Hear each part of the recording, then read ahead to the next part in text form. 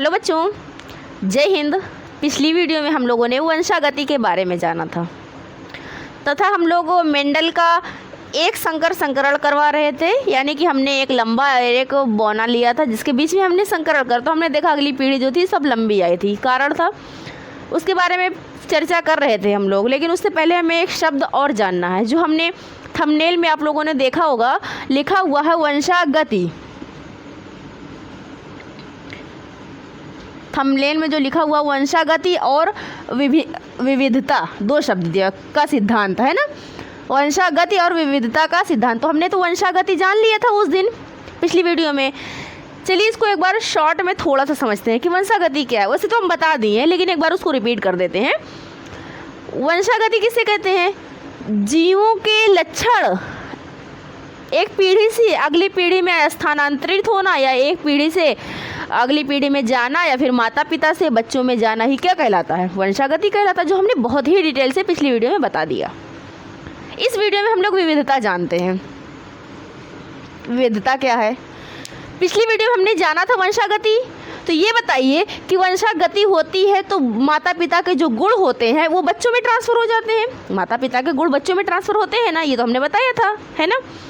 तो जो माता पिता के गुण बच्चों में ट्रांसफ़र हो जाते हैं, सभी गुण को ट्रांसफ़र होने के बावजूद आप लोग अपने घर में ही देखिए, दादाजी को ले लीजिए, आपके पिताजी को ले लीजिए, आप स्वयं को ले लीजिए, ठीक, 2-3 पीढ़ी ही अपने घर में देख लीजिए, परदादा को ले लीजिए।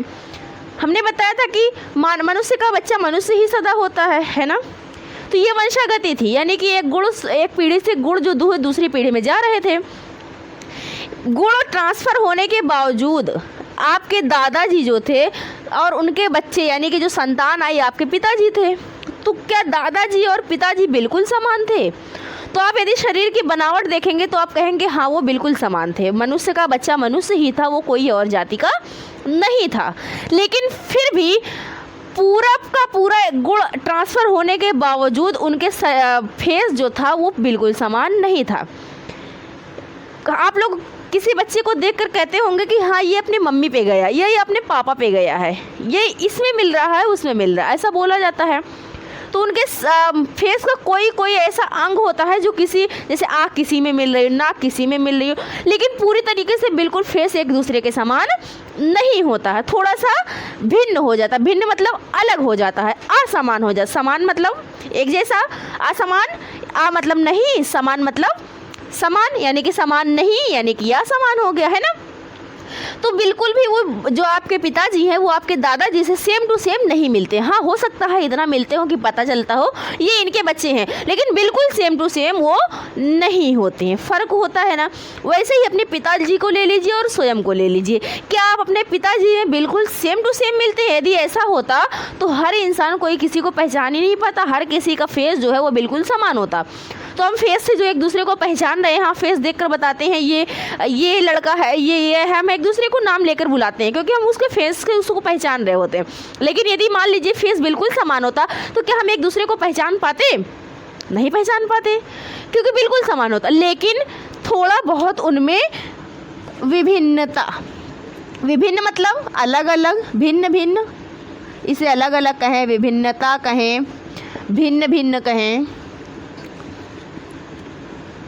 अलग अलग कहें, या फिर विविधता कह दें, सब एक है। विविधता को ही विभिन्नता भी कहा जाता है, या फिर इसे हम असमान भी कह सकते हैं,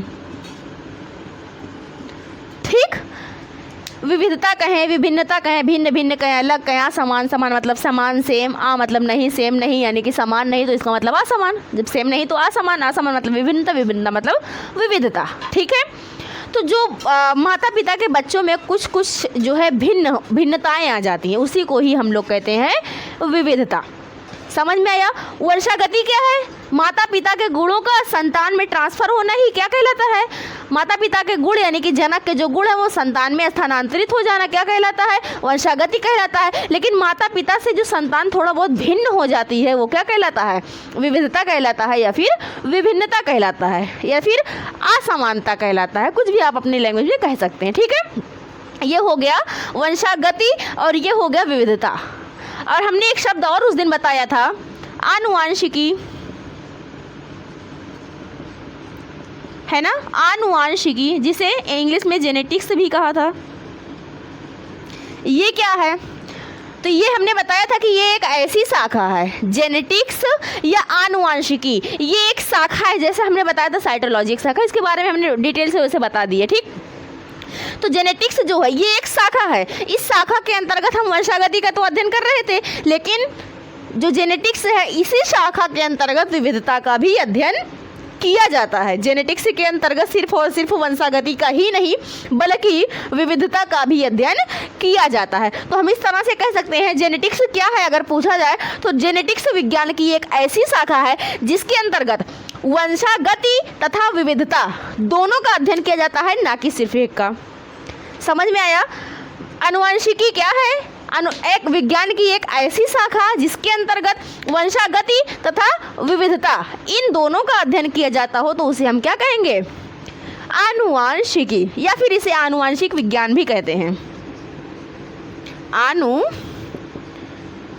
आनुवंशिक विज्ञान यानी कि विज्ञान की एक ऐसी शाखा जिसके अंतर्गत वंशागति तथा विविधता दोनों का अध्ययन किया जाता हो उसे हम क्या कहेंगे? जेनेटिक्स, आनुवंशिकी, आनुवंशिक विज्ञान के नाम से जानते हैं। इतना समझ में आया?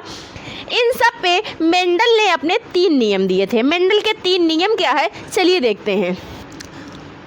मेंडल के तीनों नियम हैं। नंबर 1 पे है प्रभाविता का नियम। नंबर 1 क्या है?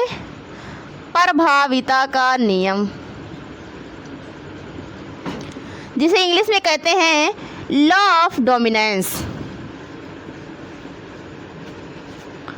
लॉ ऑफ डोमिनेंस, ठीक, प्रभाविता का नियम। नंबर 2 है पृथक्करण का नियम। नंबर 2 है पृथक्करण का नियम, इंग्लिश में कहते हैं लॉ ऑफ सिग्रेशन।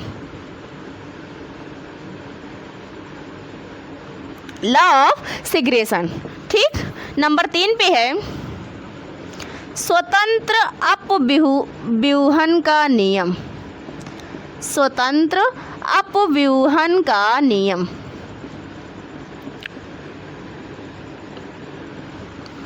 स्वतंत्र अपव्यूहन का नियम, इसे इंग्लिश में कहते हैं लॉ ऑफ इंडिपेंडेंट असॉर्टमेंट। ठीक, मेंडल ने अपने 3 नियम दिए। वो कौन कौन? प्रभाविता का नियम, लॉ ऑफ डोमिनेंस, पृथक्करण का नियम, लॉ ऑफ सिग्रेशन, ठीक, स्वतंत्र अपव्यूहन का नियम, लॉ ऑफ इंडिपेंडेंट असॉर्टमेंट। तो मेंडल ने ये 3 नियम दिए। इन तीनों नियमों को चलिए हम लोग एग्जाम्पल से समझते हैं। इस तरीके से ऐसे बता देंगे तो समझ में नहीं आएगा, ठीक है? तो चलिए हम एग्जाम्पल से इसको समझते हैं। कल जो हमने एग्जाम्पल लिया था पिछली वीडियो में लंबा और बौना, उसी एग्जाम्पल से इसको भी समझने की कोशिश करते हैं, ठीक।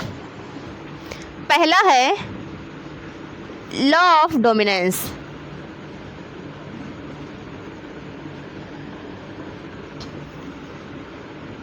प्रभाविता का नियम, इस नियम को ही प्रभाविता का नियम, अब हमने बताया था उस दिन प्रभावी या प्रभावी। चलिए फिर से देखते हैं प्रभाविता का नियम। उस दिन हमने बताया था कि मेंडल ने जो है 7 अलग अलग तरीके के लक्षण लिए थे।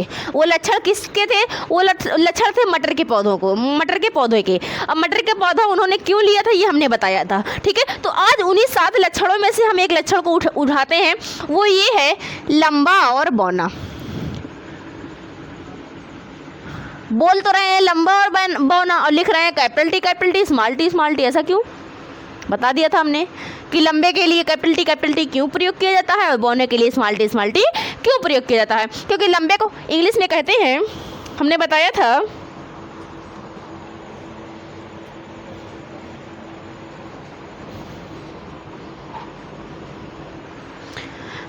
था लंबे को इंग्लिश में कहते हैं टॉल। लंबा यानी कि टॉल,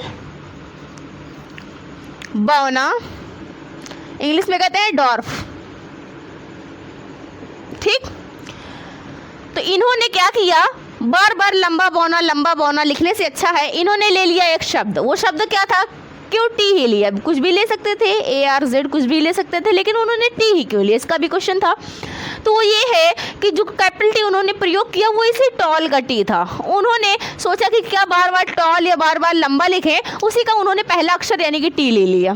ठीक, टी ले लिया। अब ये बताइए कि आप लोग सोच रहे होंगे कि बौना है, डॉर्फ के लिए डी लेना चाहिए था। ठीक, लेकिन उन्होंने बौने के लिए जो है डी ना लेकर के इसी टी को इस्तेमाल कर दिया, क्योंकि ये जो टी था लंबा वाला था ये प्रभावी लक्षण था, ये जो बौना था ये अप्रभावी लक्षण था। तो उन्होंने प्रभावी का लेटर उठाया टी, जो प्रभाव दिखा रहा है उसको कैपिटल से लिख दिया और जो प्रभाव नहीं दिखा रहा है वो स्मॉल से लिख दिया। अब अप्रभावी क्या है, चलिए देखते हैं, वही हम लोग पढ़ भी रहे हैं, प्रभाविता का नियम। जब उन्होंने इन दोनों के बीच में संकरण कराया, क्रॉस कराया, आपस में संकरण कराया, ठीक, जिसे कह सकते हैं क्रॉस पॉलिनेशन, यानी कि एक दूसरे के बीच में संकरण कराया। एक दूसरे के बीच में जब इन्होंने संकरण कराया तो हमने बताया था कि जो संकरण होता है तो ये जो जोड़ी है टूट जाते हैं और ये केवल युग्मक होते हैं। युग्मक मतलब सिंगल होते हैं। जोड़ी को कहा जाता है एक दूसरे के युग्म विकल्पी हैं। क्या है, युग्म विकल्पी। युग्म विकल्पी को एलील भी कहा जाता है या एलीलोमॉर्फ के नाम से भी इसमें जाना जाता है, एलीलोमॉर्फ। अब यहाँ पे ये भी जान लीजिए एलील और एलीलोमॉर्फ क्या है। ये देखिए कैपिटल टी है, ये देखिए स्मॉल टी है, ये एक दूसरे के अपोजिट है ना। एक ही लक्षण है, पौधे की लंबाई को दर्शा रहा है।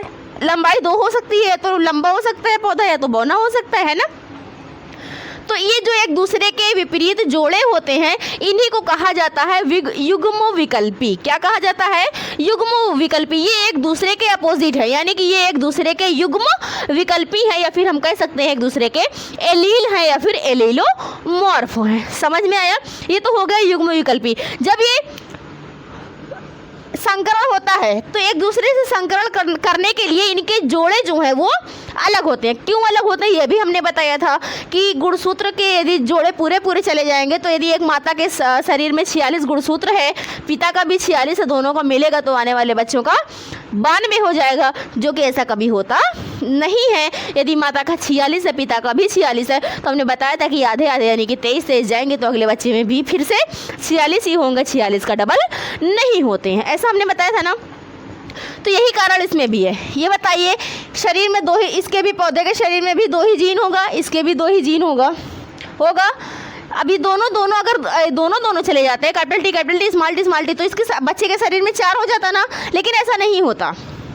बच्चे के शरीर में 2 ही रहता है, तो इसका ये भी एक सिंगल हो जाता है, इसका भी सिंगल हो जाता है। यानी कि जब ये किसी संतान को बनाते हैं तो बनते समय ये टूटते हैं, यानी कि अलग होते हैं, अपना जोड़े को खोलते हैं, जोड़े से अलग हो जाते हैं, पृथक हो जाते हैं। ठीक, तो जो इनके ये युग्मक होते हैं यही एक दूसरे से मिलते हैं। अब देखिए एक दूसरे से मिले ना तो क्या बना, कैपिटल टी और स्मॉल टी, यही तो बना, कैपिटल टी और स्मॉल टी। अब ये बताइए पौधा लंबा होगा कि बौना? इसको मान लेते हैं ये माता है, इसको मान लेते हैं ये पिता है। ठीक, माता लंबी है, पिता बौने हैं, माता लंबी है, पिता जो है वो बौना है। अब ये बताइए माता लंबी और पिता बौना, इन दोनों के बीच में जो संकरण हुआ तो जो आने वाली संतान होगी क्या होगी, पिता के समान बौनी होगी या माता के समान लंबी होगी? हमने इसका एग्जाम्पल आप लोगों को दिया था कि एक लंबे आदमी के सामने पीछे एक बौने आदमी को खड़ा कर दिया जाए तो लंबा वाला दिखेगा, बौना वाला हाइड हो जाएगा, छिप जाएगा, क्योंकि वो छोटा है। उसी प्रकार से इसमें जो लंबा है वो अपना प्रभाव दिखाता है, बौना जो है वो अपना प्रभाव नहीं दिखा पाता। एक एग्जाम्पल और हमने बताया था कि जैसे जब हम पढ़ा रहे थे ब्लड ग्रुप वाला आप लोगों को, तो उसमें हमने बताया था ये कि जो ओ ब्लड ग्रुप होता है, जो उसका जीन होता है वो अपना प्रभाव तभी दिखाता है जब उसके साथ ओ होता है। जब ओ रहेंगे तो ब्लड ग्रुप ओ बनेगा, अपना प्रभाव दिखाएगा। लेकिन यदि ओ के साथ कोई बी ब्लड ग्रुप आ जाता है तो ओ अपना प्रभाव नहीं दिखा पाता, पीछे हो जाता है, बी अपना प्रभाव दिखा देता है, यानी कि बी प्रभावी है। यदि इसी ओ के साथ कोई ए जीन आ जाता है तो ओ अपना प्रभाव नहीं दिखा पाता और ए अपना प्रभाव दिखा देता है, तो वो ए ब्लड ग्रुप वाला हो जाता है, जो हमने ब्लड ग्रुप में आपको अच्छे से बता दिया। ठीक, इसका मतलब ओ जो है वो अप्रभावी है, लेकिन कब? जब उसके साथ कोई और होगा तब। अपना प्रभाव वो दिखाएगा, लेकिन कब? जब उसके साथ उसका जोड़ा सेम सेम होगा, दोनों ओ होगा, तो वो अपना प्रभाव यदि मान लीजिए ये ओ है, ये भी ओ है, तो ये दोनों मिलेंगे तो प्रभाव दिखाएगा, क्या बनेगा? ओ। लेकिन यदि ये ओ है ना, इसके साथ एक बी ले लें, मान लीजिए ये ओ है, ठीक, इसके साथ ये बी ले लें। अब ये बताइए क्या ये दोनों मिलकर के अपना प्रभाव दिखा पाएंगे? ये दोनों अपना प्रभाव दिखा पाएंगे? नहीं। क्यों? क्योंकि ये अपना प्रभाव तब दिखाता जब इसके साथ इसी का जोड़ा होता है। समझ में आया? ये बस आपको समझाने के लिए था, ठीक। तो यही चीज़ हम यहाँ समझाना चाहते हैं। ये वाला बौना वाला स्मॉल टी, ये अपना प्रभाव तब दिखाएगा जब इसके साथ इसका जोड़ा होगा, इसके साथ इसका जोड़ा नहीं होगा तो ये अपना प्रभाव नहीं दिखाएगा। समझ में आया? तो ये बताइए कैपिटल टी है ना, स्मॉल टी, अब आप लोग बताइए कि कौन प्रभाव दिखाएगा? जाहिर सी बात है, अगर इसके साथ इसका जीन नहीं है, यानी कि स्मॉल टी एक और नहीं है, तो इसमें से जो प्रभाव दिखाएगा वो कैपिटल टी ही होगा। कैपिटल टी किसको दर्शाता है? लंबे को दर्शा रहा है, ये हमने बताया, लंबे को। तो ये पौधा कैसा होगा? लंबा होगा, होगा ना, लंबा होगा, लेकिन शुद्ध लंबा नहीं है। कैसा है? शुद्ध लंबा नहीं है, संकर लंबा। इस पौधे को क्या कहेंगे? संकर लंबा है। शुद्ध लंबा कौन है तब? ये जो है कैपिटल टी ये शुद्ध लंबा है, क्योंकि इसके साथ कोई स्मॉल टी जीन नहीं है, तो इसे हम कहेंगे ये शुद्ध लंबा है। ये क्या है? ये शुद्ध बौना है, क्योंकि इसके साथ कोई कैपिटल टी जीन नहीं है कि नहीं? नहीं है ना। देखिए दोनों स्मॉल टी यानी कि शुद्ध ही है ना, भले ही बौना है लेकिन है तो शुद्ध ही, तो इसे हम कहेंगे स्मॉल टी। लेकिन ये क्या है? एक कैपिटल है और एक स्मॉल है, यानी कि स्मॉल के साथ एक कैपिटल है और कैपिटल के साथ स्मॉल है। तो अगर कैपिटल टी ले तब भी ये शुद्ध है, स्मॉल टी ले तब भी ये शुद्ध है, लेकिन इन दोनों में प्रभाव कौन दिखा रहा है? कैपिटल टी अपना प्रभाव दिखा रहा है, क्योंकि जब जहाँ पर प्रभावी जीन होगा, जो दूसरा वाला अप्रभावी जीन होगा, ये अपना प्रभाव नहीं दिखा पाएगा, तो इसमें प्रभावी कौन हुआ? कैपिटल टी हुआ, क्योंकि कैपिटल टी अपना प्रभाव दिखा रहा है तो वो क्या है? प्रभावी जीन है। स्मॉल टी अपना प्रभाव नहीं दिखा पा रहा है तो वो क्या है? अप्रभावी जीन है। समझ में आया? प्रभावी और अप्रभावी किसे कहते हैं? प्रभावी का मतलब जो दिख जाए, अप्रभावी का मतलब जो छिप जाए। बस अप्रभावी भी दिखेगा, लेकिन कब? जब दोनों अप्रभावी वाला साथ होगा। प्रभावी जो है वो साथ रहेगा तब भी दिखेगा, और किसी और के साथ रहेगा तब भी दिखेगा, लेकिन अप्रभावी जब किसी और के साथ रहेगा तो वो हाइड हो जाएगा। समझ में आया? तो ये संकर लंबा है। क्यों? संकर का मतलब होता है अशुद्ध, इसे अशुद्ध भी कह सकते हैं। अशुद्ध लंबा है, ठीक है। तो अशुद्ध क्यों है? क्योंकि इसके साथ जो है वो जीन एक कैपिटल टी है और एक स्मॉल टी है। अब देखिए एक शब्द और यहाँ पर प्रयोग किया जाता है, जो कैपिटल स्मॉल टी है। देखिए हमने बताया शुद्ध है ना, इसको इंग्लिश में कहते हैं होमोजाइगस। क्या कहते हैं? होमोजाइगस। क्या कहते हैं? होमोजाइगस। और जो ये सेम नहीं है, यानी कि अशुद्ध है, इसे कहते हैं हेट्रोजाइगस। हेट्रोजाइगस कई बार आता है, होमोजाइगस और हेट्रोजाइगस के बारे में पूछता है क्या है। तो होमोजाइगस वो जिसके दोनों जीन समान हो। होमो मतलब समान, एक जैसे। हेट्रो मतलब असमान, यानी कि अलग अलग। तो ये बताइए ये क्या है? कैपिटल टी क्या है? ये भी होमोजाइगस है, भले ही प्रभावी है लेकिन है तो सेम। तो ये भी क्या है? होमोजाइगस, क्योंकि इसके दोनों जीन समान है। लेकिन यदि जीन ऐसे मान लीजिए कैपिटल आ रहा है, ये क्या है? होमोजाइगस है, क्योंकि इसके दोनों जीन समान है। यदि मान लीजिए कैपिटल और स्मॉल आ रहा है तो क्या है? ये असमान है, क्योंकि इसके जीन जो है वो हेट्रोजाइगस है, क्योंकि इसकी जीन जो है वो असमान है। आप लोगों को समझ में आया होगा होमोजाइगस और हेट्रोजाइगस क्या? जब दोनों जीन एक जैसे हों, बिल्कुल समान हो, तो उन्हें हम कहेंगे होमोजाइगस। लेकिन जब दोनों जीन अलग हों तो उसे हम कहेंगे हेट्रोजाइगस। तो अब देखिए इससे हमें क्या समझ में आया? जो मेंडल ने ये सब किया, इससे क्या समझ में आया? इसी से उन्होंने दर्शाया प्रभाविता का नियम, लॉ ऑफ डोमिनेंस। अप्रभाविता का नियम। क्यों?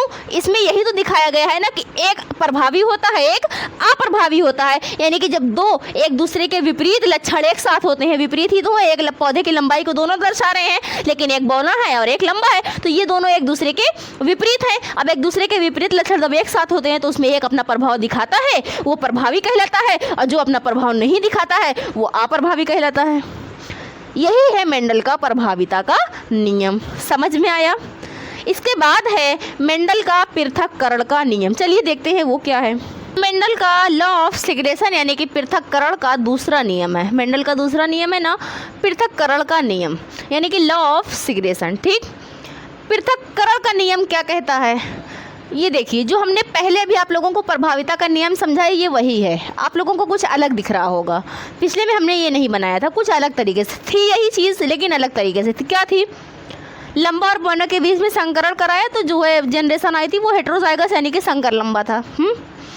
लेकिन ये हमने 4 कैसे लिखा, तो अभी 1 लिखा था। तो देखिए हमने बस कुछ इस तरीके से कराया था, कैपिटल टी स्मॉल टी ऐसे करके हमने बता दिया था कि एक जाएगा तो ये बनेगा। अब ये बताइए क्या ज़रूरी है एक ही बच्चा हो, एक ही पौधा हो, एक ही बीज बने? कई हो सकता है ना। ये वाला कैपिटल टी इससे, ये वाले स्मॉल टी से मिल सकता है, कैपिटल टी स्मॉल टी बनेगा। यही कैपिटल टी इससे भी तो जाके मिल सकता है, तो क्या बनेगा? Capital T small T. ये वाला कैपिटल टी इससे जाके मिल सकता है, तब भी कैपिटल टी स्मॉल टी। ये वाला कैपिटल टी इससे जाके मिल सकता है, तब भी कैपिटल टी स्मॉल टी। इसीलिए हमने इसको कई लिख दिया, 4 लिख दिया। ठीक है, कोई भी किसी से जाकर के मिल सकता है। ठीक, तो ये बनेगा संकर लंबा पौधा यानी कि हेटेरोजाइगस, और बाकी जो माता पिता हैं वो होमोजाइगस हैं। ठीक है, ये जनक पीढ़ी है यानी कि पेरेंट है। उसके बाद ये जो F1 जनरेशन हमने क्या लिखा है, तो F1 जनरेशन का मतलब होता है पहली पीढ़ी यानी कि फर्स्ट जनरेशन। ठीक, फर्स्ट जनरेशन यानी कि पहली पीढ़ी। ठीक, माता पिता से संतान बनी पहली ही पीढ़ी तो है। अब देखिए पृथक्करण का नियम क्या कहता है। मेंडल ने अब क्या किया? मेंडल ने अब किया तो जो इनकी संतान थे यानी कि ये चारों, इन संतान में से 2 प्लांट के बीच में आपस में संकरण करवाया। क्या करवाया? आपस में संकरण करवाया। तो देखिए क्या बना। मान लीजिए इसके और इसके बीच में संकरण हुआ तो क्या बनेगा? अब ये देख लीजिए, ये टी जाकर के इससे मिल सकता है कि नहीं मिल सकता? मिल सकता है। तो क्या बनेगा? कैपिटल टी होगा। यही टी इससे भी तो जाकर के मिल सकता है, तो कैपिटल टी स्मॉल टी हो सकता है। ये स्मॉल टी इस कैपिटल टी से जाकर के मिल सकता है, तो क्या बनेगा? कैपिटल टी स्मॉल टी, या फिर स्मॉल टी कैपिटल टी लिखें। ये स्मॉल टी इससे भी जाकर के मिल सकता है, तो क्या बनेगा? कैपिटल टी स्मॉल टी होगा ना यही। अब देखिए इसमें 3 पौधे तो लंबे आए लेकिन एक बौना आया। यहाँ पर क्या बौना था? नहीं था ना। लेकिन ये बताइए, ये तो हम अभी ऐसे मैच कर दे रहे हैं क्योंकि हमें जीन दिख रहा है। क्या मेंडल को उस समय जीन दिख रहा था? नहीं, उनको प्लांट दिख रहे थे। प्लांट जो बाहरी उन्हें लंबा पौधा दिख रहा था, उन्हें ये नहीं पता था इसके अंदर एक कैपिटल टी है, एक स्मॉल टी है, लेकिन उन्हें लंबा पौधा ज़रूर दिख रहा था, है ना। अभी तो हम अध्ययन कर चुके हैं। अभी हम लोग इस समय जो एक साइंस बहुत आगे जा चुका है, अब हम लोग हैं, तो अब हम लोगों को मालूम है कि इन सब के पीछे एक जीन कार्य कर रहा है। तो हम बहुत आसानी से पढ़ तो ले रहे हैं कि कैपिटल टी स्मॉल टी है, कैपिटल टी स्मॉल टी, इन दोनों के बीच में करवाएंगे तो ये इससे मिल सकता है, ये इससे। लेकिन उस समय मेंडल को ऐसा कोई ज्ञान नहीं था, उन्हें सिर्फ लंबा पौधा ही दिख रहा था। जब वो पौधे के बीच में संकरण करवाए, तब जब 3-4 महीने बाद पीढ़ी आएगी तब उन्हें कहीं दिखेगा। तुरंत उन्हें बाहर से ही देखते वो मैच तो नहीं करवाएंगे। उनके पास प्लांट थे, उनके पास जीन थोड़ी थे कि मैच करवा के तुरंत रिजल्ट ले लेंगे। उनके पास प्लांट थे ना। तो जब उन्होंने इन दोनों के बीच में संकर करवाया तो उन्हें जो पौधा प्राप्त हुआ वो 3 लंबा पौधा था, 1 बौना पौधा था। 3 लंबा पौधा था, 1 बौना पौधा था। उन्हें इस प्रकार से कुछ प्राप्त हुआ। ठीक है, तो वही चीज़ यहाँ भी तो है। 3 लंबे पौधे प्राप्त हुए, 1 बौना हुआ कि नहीं हुआ? देखिए इसमें एक जो है वो शुद्ध लंबा है यानी कि होमोजाइगस लंबा है, एक शुद्ध बौना है यानी कि होमोजाइगस डॉर्फ है यानी कि बौना है। लेकिन 2 जो हैं ये हेटेरोजाइगस हैं। कैसे हैं? हेटेरोजाइगस हैं, लेकिन हैं तो लंबे ही। तो क्या हम इसको इसे लिख सकते हैं? ये तीनों के लिए 3 अनुपाते ये वाला 1, लिख सकते हैं ना 3:1, क्योंकि हम इसे बाहर से, मेंडल उस समय बाहर से पौधा देख रहे थे, उन्हें जीन के बारे में कोई मालूम नहीं था, लेकिन आज हम अध्ययन कर रहे हैं तो हम इस तरीके से भी तो लिख सकते हैं 1:2:1। क्यों ऐसे? एक शुद्ध लंबे के लिए 1, 2 संकर लंबे के लिए 2, एक शुद्ध बौने के लिए 1, 1:2:1। लेकिन ये हम देख क्या रहे हैं? जीन देख रहे हैं, तब हमें पता चल रहा है ये संकर लंबा है। यदि हम सिर्फ प्लांट देखें तो क्या बाहर से पौधे को देख के बता पाएंगे कि संकर लंबा है? एक लंबा पौधा आपको दे दें और पूछे कि ये संकर लंबा या शुद्ध लंबा है, तो क्या कोई बता पाएगा? नहीं, क्योंकि उसके जीन को वो बाहर से नहीं देख सकता। तो मेंडल भी उस समय जीन को बाहर से नहीं देख पा रहे थे। तो देखिए 1:2:1 ये हमने बताया जीन को देखकर, 3:1 हमने बताया पौधे की लंबाई को देखकर। जो ये 3 हमें लंबा मिला था, जो मेंडल को उस ज़माने में दिखा था, तो जो ये 3 लंबे दिखे थे, इन तीनों लंबे के लिए हमने 3:1 किया। जो हमने जीन को देखा तो हमने 1:2:1 लिखा। तो जो 3:1 था इसको नाम दिया गया फिनोटाइप। क्या नाम दिया गया? फिनोटाइप। जो 1:2:1 है इसको नाम दिया गया जीनोटाइप। अब ये फिनोटाइप और जीनोटाइप क्या है? फिनो का मतलब होता है दृश्य रूप। क्या होता है? दृश्य रूप। दृश्य का मतलब चित्र, जो बाहर से हम देख सकें, डायरेक्ट बिना किसी जीन को देखे हम देख सकें, दृश्य रूप जिसे कहेंगे। तो बाहर से ही तो दिख रहा है कि ये 3 लंबा एक बौना बना है, यही तो हुआ। 3 लंबा बना एक बौना बना, तो इसको हमने पौधों को देख करके पता लगा लिया कि ऐसे मान लीजिए 4 पौधे जो बने हैं वो ऐसे चारों लगे हुए हैं, तो 3 उसमें हमें लंबा दिख रहा है, एक बौना दिख रहा है, तो हम क्या कहेंगे? 3 लंबा एक बौना। तो वो क्या हो गया? फिनोटाइप, यानी कि बाहरी, यानी कि दृश्य रूप, यानी कि जिसे हम बाहर से देख करके ही पता लगा लें, उसको हम क्या कहेंगे? दृश्य रूप कहेंगे। लेकिन हमने इसे जीनोटाइप कहा, क्यों?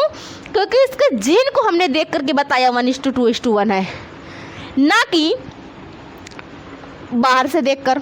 बाहर से देखना होता तो यही बताते ना 3:1, लेकिन हमने इसके जीन को देख के बताया 1:2:1। तो इसीलिए हम इसे कहेंगे जीनोटाइप, यानी कि जीन रूप।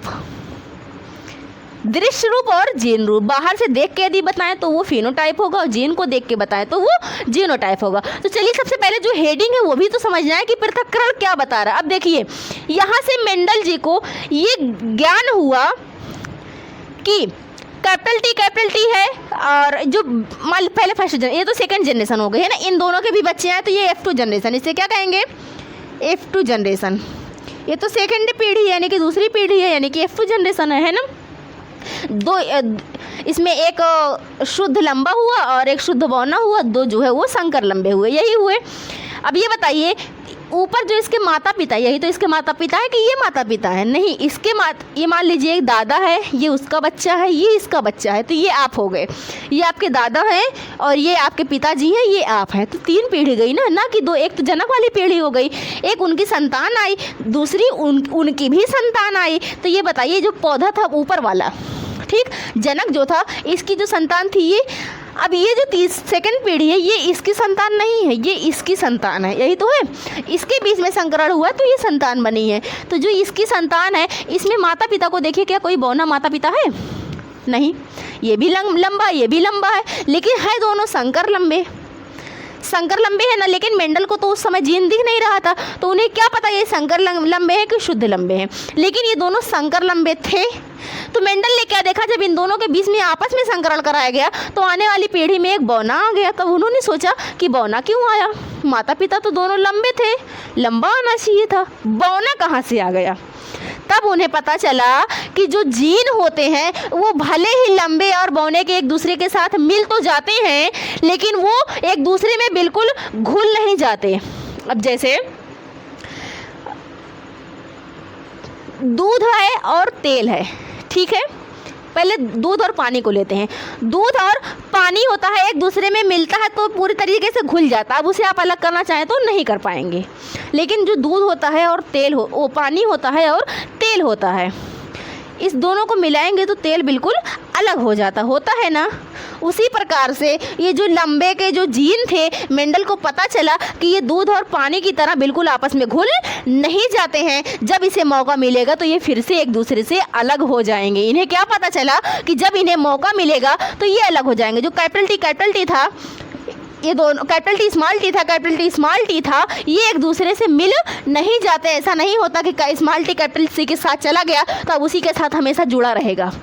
इन्हें ये पता चला कि कैपिटल टी जो है वो स्मॉल टी के साथ चला तो गया, लेकिन ये इसके साथ हमेशा जुड़ा नहीं रहेगा। ये जब चाहे ये अलग हो सकता है, यानी कि एक दूसरे से घुल नहीं जाता है, पृथक ही रहता है, लेकिन अगली पीढ़ी में इसे मौका मिलते ही ये चला जाएगा। अब देखिए, ये दोनों तो शंकर लंबे थे ना, लेकिन इसको जब मौका मिला तो इसने अपना लक्षण यहाँ वाला दिखाया, ना कि इस पीढ़ी का दिखाया ना। इस पीढ़ी का भी लक्षण आया 2, और 2 लक्षण इसके इधर के आ गए, एक ये आ गए, एक ये आ गया। आया कि नहीं आया? ये देखिए, इसमें तो कोई शुद्ध लंबा था नहीं, लेकिन शुद्ध लंबा बना। इसमें कोई शुद्ध बौना भी नहीं था, लेकिन शुद्ध बौना बना। इसका मतलब ये जो दोनों जीन थे वो आपस में बिल्कुल घुल मिल नहीं गए थे। जीन दोनों एक साथ तो थे, लेकिन मिले नहीं थे। साथ में थे, लक्षण बौना नहीं दिखा पा रहा था, लेकिन जैसे ही बौने को मौका मिला, मौके पे चौका लगा दिया। बौना अपने बौने के साथ आ गया। जब बौना अपने बौने के साथ आ गया तो बौना अपना प्रभाव दिखा गया। लंबा का शुद्ध जो कैपिटल टी था वो अपने कैपिटल टी के साथ आ गया, और वो शुद्ध लंबा पौधा मिल गया। समझ में आया इतना? ठीक, ये हो गया लॉ ऑफ सिग्रेशन, यानी कि पृथक्करण। कहने का अर्थ ये है कि दोनों जीन आपस में पृथक रहते हैं, वो दोनों जीन आपस में मिलते नहीं हैं। पृथक का मतलब अलग। ये दोनों जीन अलग होते हैं, भले ही एक दूसरे के साथ हैं, लेकिन फिर भी साथ होकर भी ये अलग होते हैं। समझ में आया? इसी को मेंडल ने कहा लॉ ऑफ सिग्रेशन, यानी कि पृथक्करण का नियम। ये हो गया पृथक्करण का नियम और प्रभाविता का नियम। तीसरा है स्वतंत्र अपव्यूहन का नियम। चलिए उसको भी जानते हैं। तीसरा नियम जो है वो है लॉ ऑफ इंडिपेंडेंट असॉर्टमेंट, यानी कि स्वतंत्र अपव्यूहन का नियम। इस नियम को स्वतंत्र का मतलब आप लोग समझ ही रहे होंगे। स्वतंत्र मतलब आज़ाद, जो कि इसके नाम से ही पता चल रहा है। स्वतंत्र का मतलब, अभी हमने कुछ दिन पहले ही स्वतंत्रता दिवस मनाया है ना, तो हमने आज़ादी का दिन ही तो मनाया था, और क्या था। तो स्वतंत्र का मतलब होता है आज़ाद, ठीक है। तो स्वतंत्र अपव्यूहन का मतलब, यानी कि जो जीन है उनकी आज़ादी के बारे में इसमें बताया जा रहा है। तो चलिए देखते हैं जीन की आज़ादी कैसे है। इसको समझने के लिए मेंडल साहब ने जो लिया वो 2 लक्षण लिए। इसको समझाने के लिए मेंडल साहब ने कितने लक्षण लिए? 2 लक्षण का मतलब हमने पहले पढ़ा है कि मेंडल ने अपने प्रयोग में 7 लक्षण का प्रयोग किया था, है ना। वो 7 हमने आपको बताया था कॉलम बना करके। उसमें से इन्होंने 2 लिए, अभी तो सिर्फ 1 लिए थे ना। पौधे की लंबाई ली थी, वो एक लंबा था, एक दूसरे का अपोजिट बौना था। लक्षण तो एक ही था, लेकिन इस समय उन्होंने 2 लिया। कौन कौन? एक था बीज का रंग। पहला उन्होंने लिया बीज का रंग। बीज का रंग हमने क्या बताया था, क्या हो सकता है? प्रभावी में हमने बताया था पीला, और अप्रभावी में हमने बताया था हरा। बीज का जो रंग है वो पीला और हरा, या तो बीज पीला हो सकता है या तो बीज हरा हो सकता है, 2 प्रकार हो सकता है। दूसरा उन्होंने लिया था बीज का आकार। क्या लिया था? बीज का आकार। बीज का आकार कैसा हो सकता है? मटर है, या तो इसका बीज गोल हो सकता है, या तो इधर उधर चपटा यानी कि झुर्रीदार हो सकता है। यही तो होगा। बीज का आकार या तो गोल होगा या तो झुर्रीदार होगा, यही हो सकता है ना। या तो पीला होगा इसका रंग, या तो हरा होगा। तो अब देखिए 2 लक्षण इन्होंने, एक तो बीज का रंग लिया और बीज का आकार लिया, ठीक। रंग में पीला प्रभावी, हरा अप्रभावी, बीज में गोल प्रभावी, झुर्रीदार अप्रभावी। अब चलिए इसके बीच में संकरण करवाते हैं।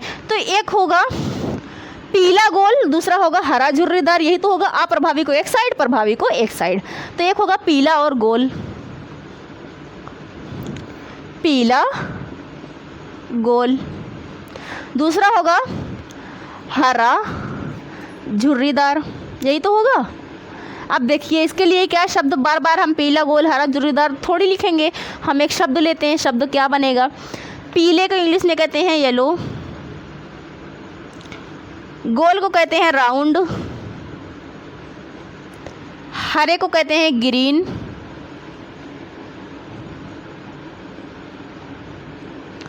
झुर्रीदार को कहते हैं रिंकल्ड। रिंकल रिंकल यानी कि झुर्रीदार। ठीक, पीला और राउंड, पीले का वाई और राउंड का आर, यही लिया जाएगा। क्यों? क्योंकि हमने पिछले में बताया था जो प्रभावी है यानी कि लंबा प्रभावी था तो लंबा का टॉल इंग्लिश में कहते हैं और टॉल का ही कैपिटल टी लिया गया था। इसमें ये प्रभावी है ना, पीला और गोल। जब पीला और गोल प्रभावी है तो इसका क्या लेंगे? कैपिटल वाई कैपिटल आर ही तो लेंगे, इसको नहीं लेंगे। क्यों? क्योंकि ये तो अप्रभावी है ना, तो इसको इरेज कर देते हैं क्योंकि इसका तो यहाँ कोई काम नहीं है क्योंकि ये अप्रभावी है। लेकिन यहाँ पर हम क्या लेंगे? एक लेंगे कैपिटल वाई और एक लेंगे कैपिटल आर, यही तो होगा। तो देखिए कैपिटल वाई और कैपिटल आर, तो पीला और गोल के लिए क्या प्रयोग करेंगे? कैपिटल वाई कैपिटल आर, यही तो होगा। हमने बताया एक जोड़े के लिए एक लक्षण के लिए दो जीन यानी कि दो गुणसूत्र जोड़े में काम करते हैं ना, तो दो लक्षण है, चार होगा ना। पिछले वाले में हमने एक लक्षण लिए तो कैपिटल टी एक बार लिखा था, अभी दो है तो दोनों को दो बार लिखेंगे तो चार हो जाएगा ना, तो इसमें भी वही होगा। अब देखिए इसमें क्या होगा, इसी को स्मॉल कर दे, स्मॉल वाई स्मॉल आर, यही तो होगा। स्मॉल वाई स्मॉल आर, तो कैपिटल वाई देख के कैपिटल आर देख के अब ये बता सकते हैं कैपिटल वाई का मतलब पीला और कैपिटल आर का मतलब गोल, स्मॉल वाई का मतलब हरा, स्मॉल आर का मतलब झुर्रीदार, तो पीला और झुर्रीदार। चलिए अब इन दोनों के बीच में आपस में संकरण करवाते हैं। तो हमने बताया कि पहले तो इसके जो जोड़े हैं वो अलग होंगे, जब संकरण होगा तो जोड़े को अलग कर लेते हैं। क्या होगा? कैपिटल वाई कैपिटल आर, यही तो होगा। Small Y small bar R, यही होगा, है ना। Capital Y small capital R small Y small R, ये दोनों युग्मक इसके अलग हो गए। अब इन दोनों युग्मक के बीच में आपस में संकरण करवा दीजिए। संकरण होगा जब इन दोनों के बीच में तो क्या बनेगा? Capital Y small Y capital R small R, यही तो होगा। क्या ये एक पीढ़ी रहे एक ही बच्चा होगा? कई सारे बीज हो सकते हैं, कई सारे प्लांट हो सकते हैं, कई बार ये बन सकता है ना। तो ये वाला एक ही हमने लिया था तो एक एक करवाया। इसके बाद इन्होंने मेंडल ने इसी का सेल्फ पॉलिनेशन करवाया, इसी को इसी से करवा दिया ने, capital Y small Y capital R small R का करा दिया। ये चार बनेंगे ना, जैसे पिछले में हमने बताया था, इसी को चार बार कर लीजिए। एक बार इसका इससे और इसका इससे, दूसरे इसका इससे करवा दीजिए और इसका जो है इससे करवा दीजिए, हो जाएगा, है ना। चार बार बनेगा। तो एक बार हमने बता करके बाकी उससे उसी को मल्टीप्लाई कर दिया। ठीक है, तो इसका इससे, अब देखिए ये जो पहली पीढ़ी आई इसकी, ये कौन सी पीढ़ी है? फर्स्ट जनरेशन है, F1 जनरेशन। इधर लिखते हैं, इधर लिखा जाता है रूल के हिसाब से। F1 जनरेशन क्या आई? F1 generation capital Y small Y capital R small R, यानी कि जो अभी शुद्धता थी वो खत्म हो चुकी है, अशुद्ध हो चुका है, हेट्रोजाइगस हो चुका है। यहाँ पर ये होमोजाइगस था, ये भी होमोजाइगस था, लेकिन अभी जो है वो हेट्रोजाइगस हो चुका है। लेकिन बीज कैसा होगा? बीज जो होगा वो पीला होगा और गोल होगा। कैसा होगा? पीला और गोल होगा। वो क्यों होगा? क्योंकि यहाँ पर कैपिटल वाई है। अब कैपिटल वाई जो है वो प्रभावी है, यानी कि पीला है। प्रभावी के सामने अप्रभावी अपना लक्षण नहीं दिखाएगा, यानी कि कैपिटल वाई के सामने स्मॉल वाई अपना लक्षण नहीं दिखा पाएगा और कैपिटल आर के सामने स्मॉल आर अपना प्रभाव नहीं दिखा पाएगा। तो ये जो हरा और झुर्रीदार का जीन आया है ये अभी फिलहाल छिपा रहेगा। फर्स्ट जनरेशन में ये कुछ नहीं शो कराएगा। कैपिटल वाई स्मॉल वाई जो है, स्मॉल वाई अपना प्रभाव नहीं दिखाएगा, स्मॉल आर भी अपना प्रभाव नहीं दिखाएगा। इसका मतलब कैपिटल वाई का जो प्रभाव है वो पीला है और कैपिटल आर का जो प्रभाव है वो गोल है। तो बीज कैसा बनेगा? पीला और गोल ही तो बनेगा, यही होगा ना। तो ये हो गई इसकी फर्स्ट जनरेशन। ठीक, चलिए अब इसकी सेकंड जनरेशन देखते हैं क्या बनेगी। अब देखिए फर्स्ट जनरेशन तो ये आ गई, capital Y small Y capital R small R, यही तो आया। अब हमने बताया भी कि कैपिटल वाई अपना प्रभाव दिखाएगा, यानी कि ये जो बीज बना है इसका, इनकी संतान जो बनी है वो capital Y small Y capital R small R की बनी है। तो इसका जो लक्षण होगा वो क्या होगा? गोल और पीला होगा, है ना। ये वाई जो है वो पीले को दिखाएगा और आर जो है वो गोल को दिखाएगा, तो पीला और गोल बनेगा। तो हमने बताया कि इसका जो है अब सेल्फ पॉलिनेशन होगा, यानी कि इन दोनों को आपस में ही संकरण करवाया जाएगा। तो माता पिता से ये संतान में तो पूरे चारों जाएंगे नहीं, दो लक्षण के लिए दो ही युग्मक जाएंगे, जैसे पिछले में आया था, है ना।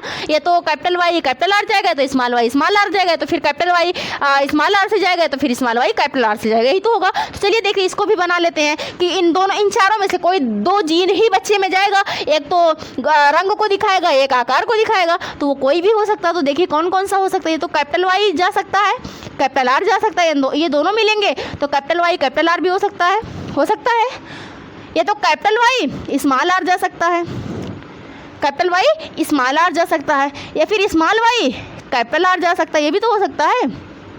स्मॉल वाई कैपिटल आर जा सकता है, या फिर स्मॉल वाई और स्मॉल आर जा सकता है, ये भी तो हो सकता है। स्मॉल वाई स्मॉल आर जा सकता है, हो सकता है ना, क्योंकि ये स्वतंत्र हैं। स्वतंत्र अभ्यूहन का नियम हम लोग पढ़ रहे हैं, तो ये स्वतंत्र हैं। अब ये किसी से भी मिल सकते हैं, किसी के भी पास जा सकते हैं, कोई किसी से बंधा हुआ नहीं है, आज़ाद है, तो ये किसी के भी पास जा सकता है। अब देखिए ये किसी से भी मिल सकता है ना, तो यही चार हो सकते हैं जो इससे मिलेंगे, इसके भी तो यही बनेंगे, कैपिटल वाई कैपिटल आर, यही तो बनेगा। कैपिटल वाई स्मॉल आर, ये हो सकता है, हो सकता है ये दोनों, हो सकता है ये चला जाए स्मॉल वाई कैपिटल आर, हो सकता है ये चला जाए स्मॉल वाई स्मॉल आर, हो सकता है ना, ये भी जा सकता। ये देखिए एक माता हो गई, एक पिता हो गया, ये चारों सिर्फ पिता के जीन्स हैं, मतलब यानी 4 टाइप 8 हो सकते हैं, और ये जो 4 टाइप है ये माता के जीन्स हैं, इन्हीं से तो बना है। तो चलिए देखते हैं आने वाली संतान क्या क्या हो सकती है। अब हम इन सब का लेंगे, सबको करवा के देखते हैं क्या क्या आ सकता है। चलिए देखते हैं।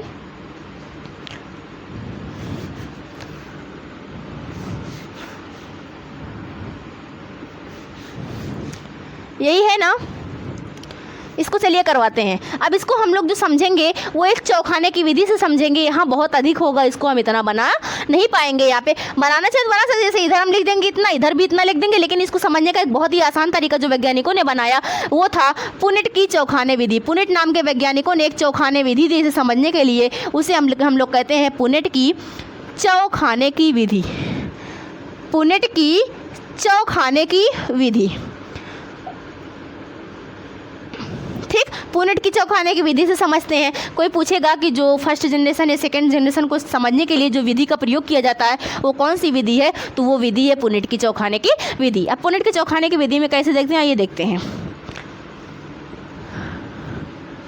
देखिए चौखाने की विधि को 4 का गुणज में कुछ भी हो सकता है, 4, 8, 16, 32, जैसा हम जीन लेंगे उतना हम खाना बनाएंगे, लेकिन चौखाने की विधि कहा जाता है क्योंकि जो अगर हम सिर्फ पहला फर्स्ट जनरेशन जैसे कैपिटल टी स्मॉल टी का करवाएंगे तो 4 ही बॉक्स बनेगा, इसीलिए उसे चौखाने की विधि कहा जाता है। लेकिन जैसे ही अब हमने 2 लक्षण लिए तो हमें तो खाना बढ़ाना ही पड़ेगा, लेकिन वैसे भी जो ये चौखाने की विधि दी थी ये पुनेट नाम के वैज्ञानिक ने दी थी, इसीलिए इसे पुनेट की चौखाने की विधि कहा जाता है। ठीक है, तो चलिए देखते हैं। एक माता हो सकती है एक तरफ पिता हो सकते हैं, यही तो होगा।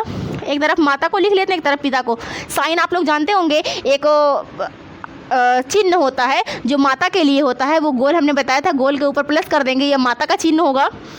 जो हम ब्लड पढ़ा रहे थे उसमें बताए थे ये निशान के बारे में, गोल के ऊपर जो है ऐसे तीर का निशान लगा देंगे तो ये पिता का चिन्ह होगा ना।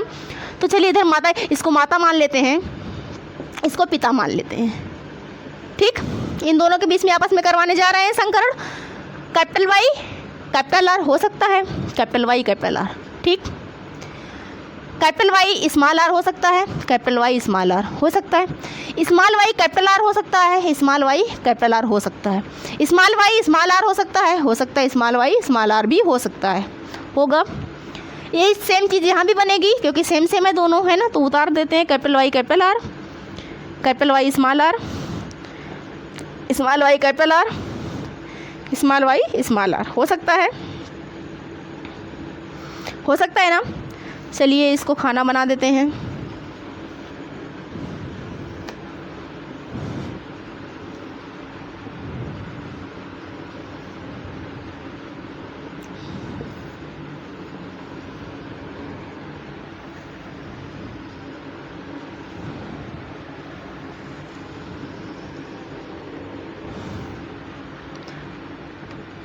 यही होगा। चलिए इन सबको आपस में संकरण करवाते हैं।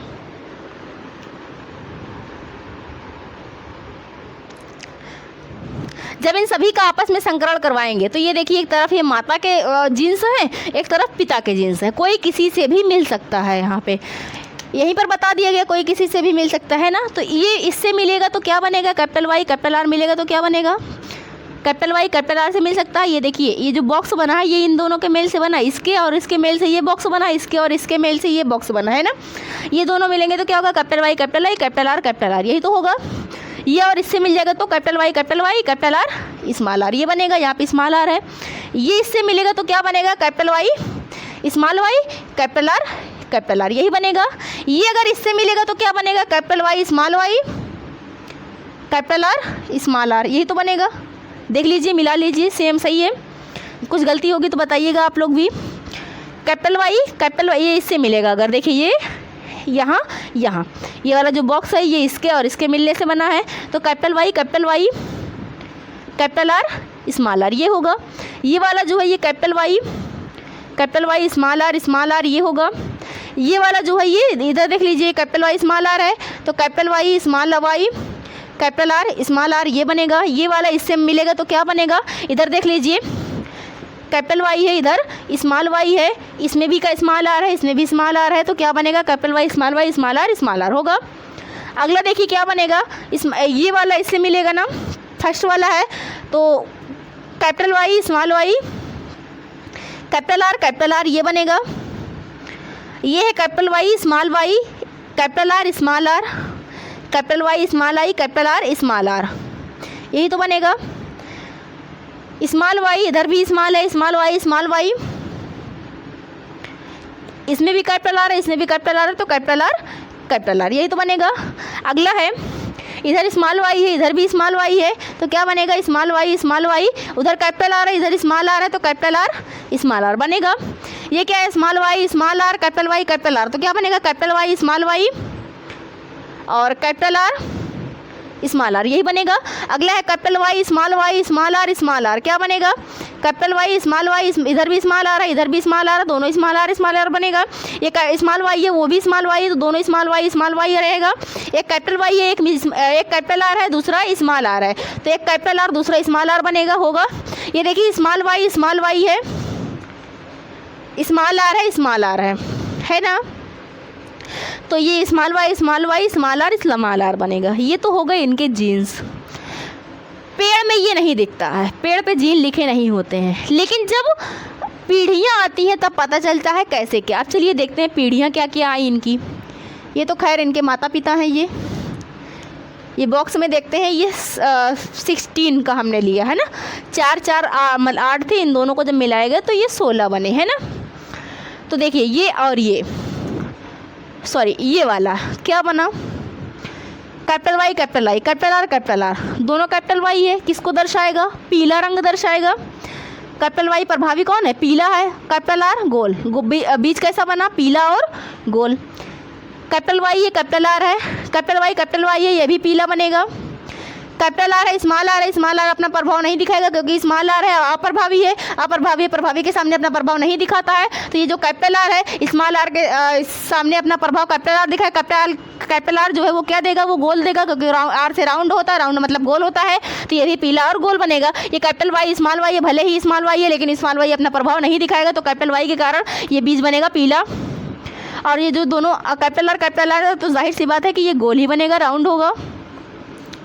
इधर देखिए कैपिटल वाई स्मॉल वाई है, कैपिटल आर है, स्मॉल आर है, तो कैपिटल वाई स्मॉल वाई भले ही इसके साथ है लेकिन स्मॉल वाई अपना प्रभाव नहीं दिखाएगा, हाइड हो जाएगा, तो ये भी पीला ही बनेगा।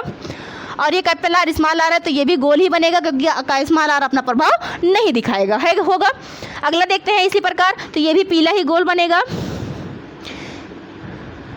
ये देखिए कैपिटल वाई अपना प्रभाव दिखाएगा, पीला कैपिटल आर स्मॉल है तो अपना प्रभाव दिखाएगा गोल, तो पीला और गोल बनेगा और अपना प्रभाव नहीं दिखाएगा। कैपिटल वाई है, इससे पीला तो बनेगा ये, लेकिन ये स्मॉल आर है, दोनों ही अप्रभावी है, तो स्मॉल आर के प्रयोग से क्या होता है, बीज जो है वो झुर्रीदार हो जाता है। पीला के साथ कैसा आ गया, झुर्रीदार आ गया, क्योंकि जो आर है वो कलर दिखा रहा है, आर जो है वो आकार दिखा रहा है, आर से राउंड होता है और राउंड का जो कैपिटल आर है वो गोल दर्शाता है और जो स्मॉल आर है वो झुर्रीदार दर्शाता है, जो कि हमने ऊपर बताया। तो ये देखिए दोनों स्मॉल आर आ गए एक साथ, अब ये झुर्रीदार दिखाएगा, होगा कि नहीं होगा। ये देखिए ये कैपिटल वाई स्मॉल वाई है, कैपिटल वाई स्मॉल आर है, तो ये भी पीला ही गोल बनेगा क्योंकि कैपिटल वाई के सामने स्मॉल वाई अपना प्रभाव नहीं दिखाएगा और कैपिटल आर के सामने स्मॉल आर अपना प्रभाव नहीं दिखाएगा, तो पीला और गोल बनेगा, यही तो होगा। अगला है कैपिटल वाई स्मॉल आर होगा। अब ये देखिए कैपिटल वाई स्मॉल वाई तो है ना, कैपिटल वाई स्मॉल वाई है, तो कैपिटल वाई स्मॉल वाई क्या होगा, पीला होगा। क्यों, क्योंकि वाई अपना प्रभाव दिखा रहा है, स्मॉल वाई हाइड हो जा रहा है। लेकिन स्मॉल आर है तो ये झुर्रीदार होगा, गोल नहीं होगा, क्योंकि इसके साथ कोई भी प्रभावी जीन नहीं है। पीला और झुर्रीदार बनेगा। अगला क्या है, कैपिटल वाई कैपिटल आर, तो ये भी पीला बनेगा, क्योंकि स्मॉल वाई हाइड हो जाएगा। कैपिटल आर दोनों है तो ये गोल बनेगा, पीला और गोल बनेगा। Capital Y capital R small R है तो ये भी पीला और गोल ही बनेगा। क्यों? क्योंकि इसके साथ जो एक प्रभावी जीन है, और प्रभावी जीन है तो ये अपना प्रभाव दिखाएगा ज़रूर। अगला है स्मॉल वाई कैपिटल आर। ये बताइए, कैपिटल वाई था तो वो गोल बन रहा था, पीला बन रहा था, लेकिन अब देखिए दोनों स्मॉल वाई हैं तो इसका अपोजिट प्रभावी क्या था, हरा था। तो यहाँ पे क्या बनेगा, हरा बनेगा। कैपिटल आर दोनों है तो क्या होगा, गोल ही होगा, क्योंकि राउंड है, यानी कि दोनों कैपिटल प्रभावी जीन है तो वो गोल ही बनाएंगे, है ना। तो हरा और गोल बना, नए मेल का बीज बना। यहाँ भी नए मेल का बीज बना था। स्मॉल वाई कैपिटल आर, यही है। स्मॉल वाई कैसा देता है, हरा देता है, क्योंकि कैपिटल वाई जो है वो पीला देता है। तो ये दोनों प्रभावी हैं तो हरा बनेगा। कैपिटल आर स्मॉल आर जो है वो कैपिटल आर स्मॉल आर जो है वो हरा के साथ गोल देगा, क्योंकि कैपिटल आर का मतलब ही होता है गोल, है ना। स्मॉल आर जो है वो हाइड हो जाएगा। वीडियो बहुत लंबा हो रहा है, इसीलिए जल्दी समझाने की कोशिश कर रहे हैं, लेकिन आप लोगों को इतना अच्छे से समझा दिया कि हमें लगता है आप लोगों को समझ में आ रहा होगा। बाकी करके समझ सकते हैं, लेकिन वीडियो बहुत लंबा हो जाएगा यदि हमने धीरे समझाया, तो आप लोग समझने की कोशिश कीजिएगा, ठीक। ये देखिए कैपिटल वाई स्मॉल वाई है तो कैपिटल वाई क्या करेगा, अपना प्रभाव दिखाएगा। Capital Y small Y hide हो जाएगा, तो जब कैपिटल वाई प्रभाव दिखाएगा तो क्या बनेगा, पीला बनेगा। और कैपिटल आर है तो वो गोल बनेगा, है ना, पीला और गोल बनेगा। कैपिटल वाई स्मॉल आर है तो क्या बनेगा, कैपिटल वाई तो अपना प्रभाव दिखाएगा तो ये पीला ही बनेगा। और स्मॉल आर है तो ये झुर्रीदार बनेगा, गोल नहीं बनेगा। यही होगा। स्मॉल वाई है तो क्या बनेगा, ये हरा बनेगा। और कैपिटल आर स्मॉल आर है तो क्या बनेगा, गोल बनेगा, क्योंकि स्मॉल आर अभी हाइड हो जाएगा, है ना, छिप जाएगा। स्मॉल वाई स्मॉल आर है तो ये जनक के समान हरा झुर्रीदार बनेगा। क्यों? क्योंकि इसके पास कोई भी प्रभावी जीन नहीं है, दोनों अप्रभावी हैं, तो ये हरा और झुर्रीदार बना। अब ये बताइए इसमें कितने टाइप के बने। देखिए पीला गोल, एक प्रकार पीला गोल। और कहाँ है पीला गोल, पहले पीला गोल लिख लेते हैं, तब हम लोगों को याद रहेगा, ठीक है। पीला गोल बना है ना, पीला गोल को देख लेते हैं कितना बना है। पीला गोल देखते हैं, 1 2 3 4 5 6 7 8 9। और पीला गोल है नहीं, तो पीला गोल कितना बना, 9 बना ना। आगे देखते हैं और क्या है, पीला झुर्रीदार भी है ना, पीला झुर्रीदार। और कहाँ है पीला झुर्रीदार, ये भी है। और पीला झुर्रीदार ये भी है ना। तो पीला झुर्रीदार कितना बना, 3 बना। पीला झुर्रीदार कितना बना, 3 बना ना। आगे देखते हैं, पीला झुर्रीदार भी हमने ले लिया, पीला गोल भी हमने ले लिया, पीला झुर्रीदार ये भी हो गया। पीला गोल, हरा गोल अभी नहीं हुआ ना। हरा गोल 1, हरा गोल 2, हरा गोल 3। हरा गोल कितना बना, हरा गोल ये भी 3 बना। लास्ट बचा हरा झुर्रीदार, ये क्या बना, कितना बना, 1 बना। हरा झुर्रीदार जो है वो मात्र 1 बना। अभी बताइए पिछले जो है पीढ़ी के समान कितने हैं इसमें, टोटल कितने हैं, 16। 4 एकम 4, 2 ने 8, 3 12 चौक 16 है। 9 इसमें पीला गोल बन गया, पीला झुर्रीदार 3 बना, हरा गोल 3 बना, हरा झुर्रीदार 1 बना। तो देखिए 9 9 3 12 3 15 1 16, पूरे 16 हो गए, है ना। तो ये देखिए पीला गोल जो है ये तो पिता के समान है, माता के समान है, ऊपर जनरेशन के समान है, माता पिता के समान पीला गोल था। एक था ना पीला गोल था, दूसरा हरा झुर्रीदार था पिछले में। देखिए तो जो पीला गोल था ये तो माता के समान है, नीचे वाला हरा झुर्रीदार भी माता के समान है। लेकिन जो ये बीच में 3 है ये कहाँ से आ गए ना। पीला झुर्रीदार पीला जो गोल था वो तो माता थे ही, और हरा झुर्रीदार पिता थे ही। लेकिन ये जो पीला झुर्रीदार और हरा गोल आ गया, ये कहाँ से आ गया, ये तो जनरेशन में ऊपर से ही नहीं था, कहीं से नहीं था, ना फर्स्ट जनरेशन में था, ना ऊपर की जनरेशन में पेरेंट वाले में था, कहीं नहीं था। लेकिन तो नया लक्षण सामने आ गया, कहाँ से आया। इससे ये साबित होता है ये जो जीन है वो बिल्कुल पूरी तरीके से आज़ाद है, कोई भी जीन किसी से भी जा करके मिल सकता है, तभी तो ये दोनों बने। कोई भी जीन किसी भी जीन से जाकर मिला ना, देखिए ना, कोई भी कहीं भी जाकर के मिल गया, किसी का कोई बाउंडेशन नहीं है। यही थे capital Y small Y capital R small R, capital Y capital R से भी मिला, कैपिटल वाई स्मॉल आर से भी मिला, स्मॉल वाई कैपिटल आर से भी मिला, स्मॉल वाई स्मॉल आर से भी मिला। कोई भी जीन किसी के साथ बंधा नहीं है, सब जीन एक दूसरे से बिल्कुल स्वतंत्र हैं, आज़ाद हैं। इसीलिए इस नियम को स्वतंत्र अपव्यूहन का नियम कहा जाता है। क्या आप लोगों को स्वतंत्र अपव्यूहन का नियम समझ में आया? इसका हम रेशियो क्या लेंगे? 3:3, 9:3:3:1, यही तो रेशियो आया। तो जो इसे हम इस जो संकरण हमने करवाया दो लक्षणों को लेकर, इस संकरण को हम लोग द्विसंकर संकरण कहते हैं। क्या कहते हैं? द्विसंकर संकरण, क्योंकि हमने दो लक्षणों को लिया था इसीलिए द्विसंकर संकरण कहेंगे। जो हमने पहला वाला करवाया था प्रभाविता को समझाने के लिए था, वो एक संकर संकरण था। वो क्या था? एक संकर संकरण था, क्योंकि हमने एक लक्षण लिया था, यहाँ पर हमने दो लक्षण लिया है, पीला और गोल, हरा और झुर्रीदार, दो लक्षण लिया है, बीच का आकार और बीच का रंग। तो इसे हम द्विसंकर संकरण के नाम से जानते हैं। लेकिन द्विसंकर संकरण दर्शाता क्या है? तो वो दर्शाता है स्वतंत्र, अभी हम इरेज कर चुके हैं, हमने लिखा था लॉ ऑफ इंडिपेंडेंस असॉर्टमेंट, यानी कि स्वतंत्र अपव्यूहन का नियम। अब स्वतंत्र अपव्यूहन से आप लोगों को समझ में आया होगा कि जो जितने भी जीन हैं, ये सारे के सारे जीन जो है ये बिल्कुल पूरी तरीके से स्वतंत्र हैं, कोई किसी से बंधा नहीं है, कोई किसी से भी जाकर के मिल सकता है, तभी तो इतने सारे बन गए। दो तो जो जनरेशन के थे वो आए ही आए, साथ साथ दो नए तरीके के हमें प्लांट मिले। ना ही पीला झुर्रीदार का कोई बीज था, ना ही हरा गोल कोई बीज था, लेकिन आने वाली पीढ़ी में ये दो भिन्नताएं आ गई, दो नए प्रकार के पौधे प्राप्त हो गए। ये तो माता पिता से थे जो वंशागति दर्शा रहे हैं, लेकिन ये दोनों भिन्न आए। ये क्या दर्शा रहे हैं? विविधता दर्शा रहे हैं, है कि नहीं है? वंशागति और विविधता, पूरे चैप्टर में हम यही पढ़ेंगे, वंशागति विविधता। तो यहाँ पर भी वंशागति ये दोनों दर्शा रहे हैं, माता पिता के समान है, लेकिन ये दोनों विविधता दर्शा रहे हैं, क्योंकि ये दोनों भिन्न आ गए। समझ में आया? तो ये किसके कारण हुआ? जीन के ही परिवर्तन के कारण हुआ। तो ये हो गया स्वतंत्र अपव्यूहन का नियम। आई होप मेंडल का तीनों नियम आप लोगों को अच्छे से समझ में आ गया होगा। पहला प्रभाविता का नियम, लॉ ऑफ डोमिनेंस, दूसरा पृथक्करण का नियम, लॉ ऑफ सिग्रेशन, तीसरा है लॉ ऑफ इंडिपेंडेंस असॉर्टमेंट, यानी कि स्वतंत्र अपव्यूहन का नियम। मिलेंगे अब नेक्स्ट वीडियो में, तब तक के लिए जय हिंद।